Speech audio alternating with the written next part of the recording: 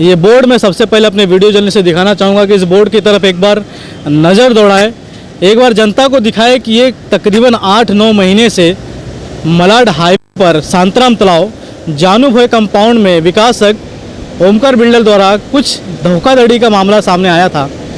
उस मामले को कहीं ना कहीं तुल लेते हुए आज तकरीबन 9 महीने 8 महीने से यहाँ पे करीबन सैकड़ों परिवार सड़कों पे है।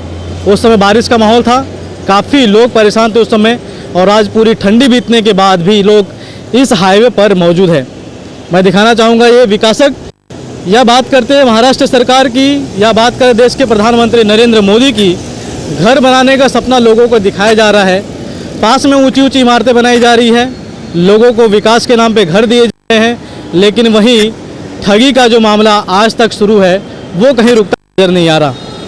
बात इस विकासक की हो, पिछले 9 महीने पहले कई प्रकार की खबरें आई, कई न्यूज़ इसका बारे में प्रसारित की गई थी, लेकिन अभी तक यहाँ के लोगों को न्याय नहीं मिल पाया है। आलम यह है कि लोग आज यहाँ 9 महीने से यहाँ पे मौजूद हैं।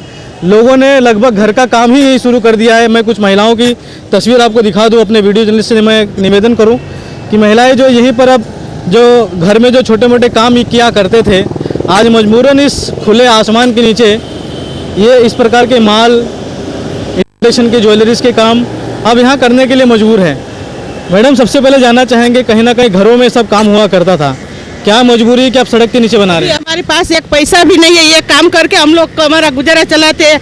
हम लोग घर पे जाते हैं, हमारा बच्चा भी हम लोग को बाजने के वो दौड़ता है, झगड़ा करने के लिए बोलता है कभी कितना दिन होएगा, 9 महीना हो गया, अभी कुछ हमारा कोई ध्यान भी नहीं देता है। खाने के लिए कुछ भी नहीं है हमारे पास। अभी मेरा तबीयत भी पूरा बिगड़ गया है, पैसा भी नहीं है घर में एक भी।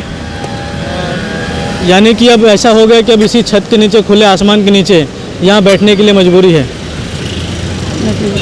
अच्छा, मैं कुछ और लोगों से भी जानकारी लूँ, क्या मसला था? 9 महीने बीत गए, इतना बड़ा अनशन और अभी तक कोई न्याय नहीं। 9 महीने से हम लोग इधर बैठे, कोई बड़े लोग भी देखने को भी नहीं आते। अभी क्या करेगा? हम लोग को खाने के लिए, बच्चे को पढ़ने के लिए ही पैसा नहीं है तो क्या करेंगे? इधर बैठेंगे क्या? ऊपर आप नीचे हमारा धरती है, क्या करेंगे? हम लोग इधर ही बैठे। कहीं ना कहीं अब चुनाव भी नज़दीक है, नेता अपने अपने विभागों में घूमना चाहेंगे, अपने लोगों से मिलना चाहेंगे। शायद ये भी किसी नेता का विभाग जरूर होगा, यहाँ से लोगों ने मतदान किए होंगे। मैडम, कहीं ना कहीं चुनाव आ रहे हैं, नेता फिर दिख रहे हैं, क्या यहाँ पे अब तक कोई आया? आतापर्यंत तर कोणीच नाही आलं। आम्ही स्वतःहून जाऊन भेटून आलो सगळ्यांना, पण आतापर्यंत इथे कोणीच नाही आलं। फक्त सांगतात होईल, 2 दिवसाने होईल, 3 दिवसाने होईल, फक्त आश्वासन देतात आम्हाला। 9 महिने व्हायला आले पण काही कोणाचा पत्ता नाही इथे, काही बघत नाहीत। तोडताना सगळे भेटले, आता कोणी नाही येत आम्हाला बघायला। आता सांगतात कोणी खोटं आम्हाला अफवा सांगतात, बाहेरून घाबरवतात की तुमचं भेटलंय, जबरदस्ती बसले। आम्हाला काय हौस आली 9 महिने झाले इथे बसायला। क्या कहना चाहेंगे ऐसे नेताओं को जो कल आपने उनको चुन के भी दिया होगा? अभी ऐसा लगता है उनको चुन के भी नहीं देने का, कुछ नहीं देने का, वोट भी नहीं देने का। हम लोग ने उनको बड़ा किया है, हम लोग को उनके सामने अभी भीख मांगने जाना पड़ता है घड़ी घड़ी। जी बिल्कुल, कहीं ना कहीं चुनाव के दौरान जो नेता इनके पास नज़र आया करते थे, आज वो गायब हैं। लोग तलाश करें कि हमारे नेताजी कहाँ हैं। शुरुआत में कई अवसरवादी नेता भी इस विकासक के स्पॉट पे थे जब धरना प्रदर्शन शुरू किया था, उनमें से कोई नज़र नहीं आ रहा। नहीं, अभी तक तो यहाँ हम लोग बैठे का 9 महीना होने को पूरा होने को आया है, लेकिन आज तक कोई नेता हम लोग को मिलने को भी नहीं आ रहे। झूठे आश्वासन दे रहे कि तुमको यहाँ घर नहीं मिलेगा, तुम झुपड़पट्टी में ले लो। झुपड़पट्टी में हम कौन से हिसाब से लेगा? हमारा घर जिधर था उधर ही हमको घर चाहिए, या तो हमको जो वो टाइम पे बोला गया कि तुमको ये अगर घर नहीं देंगे तो जो रहेंगे वो हिसाब से हमको पैसा देंगे, तो पैसा देंगे तो भी हम लोग हट जाएंगे, लेकिन वो दोनों बात में से मुकर रहे वो लोग। शुरुआती दौर में कुछ और भी यहाँ पे जो स्थानिक नेता बना करते थे वो आज नज़र नहीं आ रहे। वो सारे कहाँ गए जो कल नेता बन के आपकी मांगों को लोगों तक पहुँचा रहे? नहीं, वो नेता लोग जो मैं बोल रहा हूँ ना आपको, यहाँ कोई नेता नहीं, यहाँ का नगर सेवक हो या आमदार हो, कोई देखने को नहीं आ रहा है। इधर से ये रास्ते से जाते हैं, प्रोग्राम होता है तो भी वो लोग को वो नहीं पूछते कि मेरी माँ बेटी है, मेरी बहन बेटी है, मेरी औरत बेटी है, तो उनको मैं पूछूँ भाई तुमको क्या तकलीफ है? हमारे एरिया में भी ये लोग नहीं पूछ रहे। आज जो 9 महीना हमने तकलीफ भोगी है ना, वो कोई नेता इधर बैठा के दिखा है कि 9 महीने का 9 दिन भी बैठ के दिखावे इधर, तो हम उसको मानेंगे। जी बिल्कुल, कहीं ना कहीं नेता आप में मस्त होंगे क्योंकि चुनाव है, लेकिन जनता भी इस बार सबक सिखाने का मन बना ली है। कुछ जानकारियाँ यहाँ पे थी क्योंकि कोई नहीं मिला। इसके बीच आपके बीच में एमपी विधायिका विद्या चौहान ने काफ़ी मदद की, क्या अभी तक मामले बढ़े हैं, क्या विकासक उसके दबाव में आ पाया अभी तक? देखो, विद्याताई ने हमारा मसला उठाया, पहली मीटिंग हमारा सभापति के साथ मीटिंग करवाया था, उसके बाद में विधान भवन में मुद्दा उठाया, उसके बाद में रविंद्र वाइकर साहब ने भी अपना मुद्दा उठाया। सब लोग बोल रहे हैं ये लोगों के साथ धोखा हुआ है, उसको घर मिलना चाहिए, उसका घर खाली करवा के ज़मीन साफ करके बाद में ये लोगों को बोल रहे हैं कि आप अपात्र है, आपको घर नहीं मिलेगा। तो ये समझ में नहीं आ रहा। हम लोग सीएम के पास भी मिल गए, तीन बार हम प्रकाश मेहता के साथ मिले हैं, सब लोग बोल रहे हैं आपको घर मिलना चाहिए, लेकिन कोई राजी नहीं है किसी को।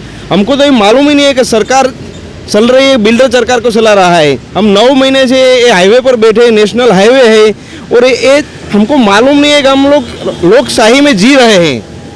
लोकशाही जैसा कुछ है ही नहीं। यहाँ तो कुछ सुने हुए लोगों के हाथ में सत्ता है नहीं। यहाँ ऊपर से नीचे तक भाजपा की सरकार है, और उधर प्राइम मिनिस्टर बोल रहे हैं कि 2022 तक हम सबको घर दिलाएंगे, लेकिन यहाँ तो हमारा घर छीन गया है। हमारे पास पूरा प्रूफ है, फिर भी लोग यहाँ कुछ ध्यान देते नहीं है। और प्राइम मिनिस्टर बोल रहे 2022 तक हम घर देंगे सबको, तो हमारा घर ले लिया है, उसका कुछ जवाब नहीं है किसी के पास। मुख्यमंत्री से आपकी भेंट हुई, मुलाकात हुई, मुख्यमंत्री ने भी आश्वासन दिया, लेकिन अभी तक कोई कड़क कदम नहीं। प्रकाश मेहता जी से भी आप लोग की मुलाकात हुई, किसी प्रकार का आश्वासन नहीं। क्या मांग करेंगे अब आप मीडिया के सामने, क्या मांग करना चाहेंगे ऐसे नेताओं से, मुख्यमंत्री से, प्रधानमंत्री से? अरे हम लोग मुख्यमंत्री के साथ मिल के आए, बाद में तो उसने और हड़कम बढ़ा दिया, हमारे ऊपर नोटिस भेजने लगा, वकील से नोटिस भेजा कि आपके ऊपर हम मानहानि का दावा करेंगे। एक तो हमारा ऊपर से घर छीन लिया और ऊपर से बोल रहे मानहानि। हमारे पास क्या लेगा वो?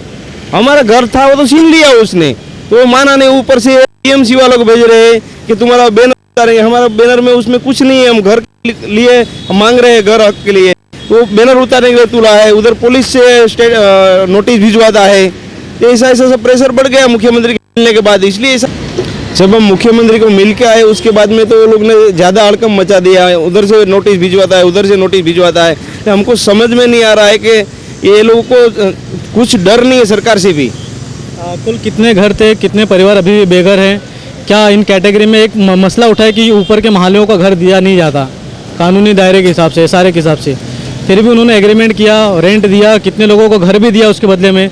आप लोगों के साथ क्यों दुश्मनी? अभी वो तो पता नहीं, लेकिन हमारे जैसे हम ऊपर की चाल में रहते थे, वैसे काफ़ी लोग रहते थे। 250 लोगों को उसने हमारे साथ लोगों को दिया ही है, और करीब 250 से 300 लोग बाकी है। उसमें से 110 परिवार यहाँ पे धरना पे बैठे हैं। तो मुख्यमंत्री आश्वासन देते हैं, हाउसिंग मिनिस्टर आश्वासन देते हैं कि हाँ आपको न्याय दिया जाएगा, लेकिन अभी तक नहीं मिला है। वो काफ़ी समय, समझो 9 महीना मतलब पौने साल हो गया, अभी तक हमें न्याय मिलता नहीं दिख रहा है। मांग है कि करीबन जो कम से कम 110 जो परिवार यहाँ पे पिछले 9 महीने से धरने पर हैं, उनके लिए तो घर मिल जाए। शुरुआत में आप ही के बीच में कुछ लोग नेता कर रहे थे, लीडिंग थे आपके इस बातों को लेके, मीडिया में, राजनेताओं में घुमा करते थे, क्या वो नजर नहीं आ रहे हैं? क्या कहना चाहेंगे? वो अवसरवादी लोग थे, वो माहौल देख के इधर उधर भागने वाले लोग थे, वो सब चले गए अभी अपने हिसाब से। उसने देखा और बाद में निकल गए हैं वो लोग। हम तो न्याय मिले इतनी, अभी तो ऊपर वाले से ही हमें आशा है, बाकी सरकार जैसी कुछ चीज़ हमें नज़र नहीं आ रही है। अगर सरकार होती तो आज तक तो हमें न्याय मिल गया होता। बिल्कुल, कहीं ना कहीं न्याय की आस लोगों की नज़र में आप साफ देख सकते हैं। मेरे साथ कुछ और महिलाएं हैं जिनसे बात करा दूं। आप भी अपने परिवार के साथ में 9 महीने से बैठे हैं, मांग क्या होगी? क्योंकि रास्ता अब आपके सामने कुछ नज़र नहीं आ रहा है। मुख्यमंत्री तक बात चली गई, गृह मंत्री तक बात चली गई, क्या निवेदन करना चाहेंगे आप? हम लोग को यही कहना है कि हमारा घर ही चाहिए, दूसरा कुछ नहीं। हम लोग 8 महीने से इधर बैठे हैं, बहुत परेशानी सहन कर रहे हैं और बहुत मुश्किलें आ रही है और बहुत दर्द भी हो रहा है कि हम लोग को क्या कसूर है कि आज तक हम लोग को घर नहीं मिला। और हमारे साथ जो लोग रहते थे वो सब लोग को घर मिला, और उसको 230 लोग को, माले वाले को भी घर मिला। और हम लोग को क्या कसूर है कि हम लोग को सबको एक एक घर नहीं मिल सकता है। हमारा यही कहना है कि गवर्नमेंट हमारा कैसा भी करके हम लोग को घर दिलवाएगा, ये हमारी विनंती है। ये बिल्कुल कहने की विनंती और मांग के साथ जनता आस लगाए बैठी है। कहीं ना कहीं वो कहावत वाकई में लाजिम साबित होती है कि बाप ना भैया सबसे बड़ा रुपया। ये जो मिसाल लोगों के सामने आज है, एक विकासक के दबाव में जिस प्रकार से लोग आज 9 महीने से पीड़ित है, बिल्डर चाहता तो इन्हें घर के बदले घर दे सकता था। ऐसी क्या वजह है कि एक भी नेता, एक भी प्रतिनिधि, एक भी उम्मीदवार इनके पास अभी तक भटकता नजर नहीं आया। जनता की मांग तो बस यही है कि किसी भी प्रकार से उनको रहने का एक छत मिल पाए। इस खबर को दिखाए जाने के बाद क्या प्रशासन किस प्रकार का कड़ा नियम अपनाता है, ये तो देखने वाली बात हो। वीडियो जर्नलिस्ट नईम अहमद के साथ अरुण गुप्ता, समय नेशनल, मुंबई।